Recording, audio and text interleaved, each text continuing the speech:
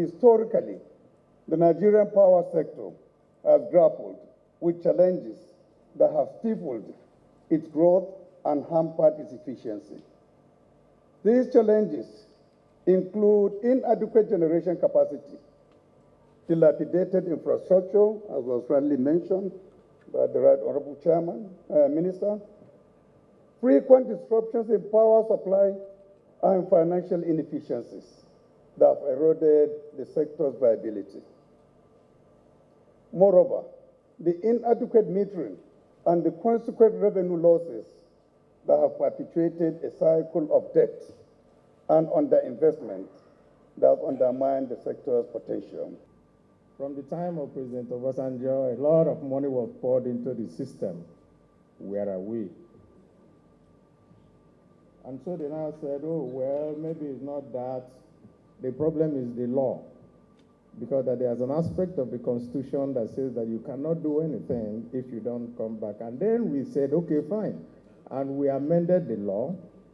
And then we have the Electricity Act 2023, which gives everybody the right to now go in and invest in that sector.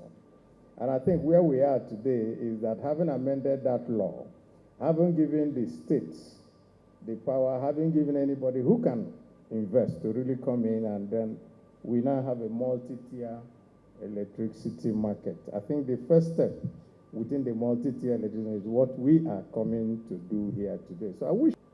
Therefore, it has become necessary for stakeholders to address the envisaged challenges, which is thrown by challenges facing NICE, and to chart a course for seamless transition to a multi-tier electricity market in Nigeria. We all are aware that no legislation is perfect until it's put into operation.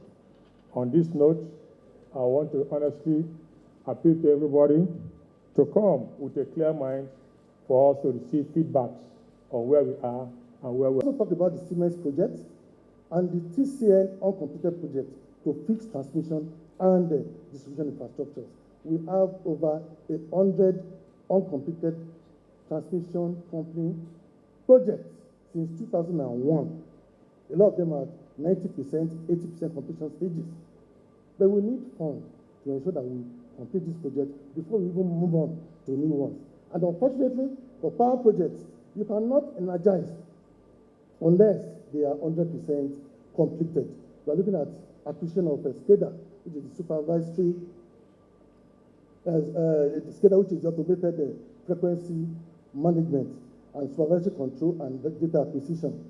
The supergrid project, we are working on it, and we are trying to acquire spinning reserves that will eliminate incessant grid collapse. A nation that has comparative advantage in gas finds it difficult to give gas to the power station, and we are all expecting El Dorado. It's not going to happen. The gas suppliers are not developing any new fields. So how are you going to get the gas? I have power plants in River State that are idle today, not because of machine unavailability, it's because of gas. I've not had gas in a power plant for 3 months. And here I am standing, nobody is telling me how they are going to support me to get the gas. For a nation that has gas in abundance, there is a problem, a significant problem. When the Dunlops of this world leave Nigeria, Michelin is leaving Nigeria, all these companies are leaving Nigeria.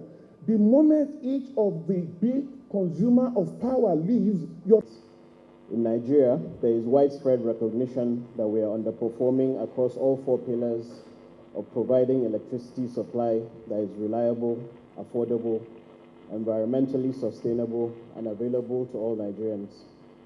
Indeed, by some estimates, less than 20% of Nigerians have access to reliable energy of more than 12 hours per day.